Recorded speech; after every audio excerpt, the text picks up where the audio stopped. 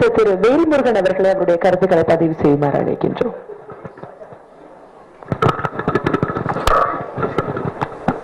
என்னை அழைத்தமைக்கு நன்றி ராஜா அவர்களுக்கு. முதலில் அந்த ட்ரெய்லர் படங்களை பற்றி ஒரு வார்த்தை சொல்லிடுறேன். நிறம் அப்படிங்கிற அந்த படத்தை போட்டு காமிச்சாரு, ரொம்ப அற்புதமா இருந்துச்சு. இதுல ராஜா ஒரு இயக்குனரா இல்லாம ஒரு அற்புதமான நடிகரா வருவாருங்கிறது இந்த இடத்துல என்னுடைய ஆசீர்வாதம். அந்த படத்துல பாரதியாருங்கிறவர் அவர் நம்ம சொல்ற அளவுக்கெல்லாம் அது அவர் கடவுளை நம்ம பார்க்கணும்னா சிலர் உருவத்துல பார்க்கலாம். அந்த மாதிரி பாரதியாரெல்லாம் கடவுளா பார்க்கக்கூடிய ஆட்கள் நாங்க. ஸோ நன்றி.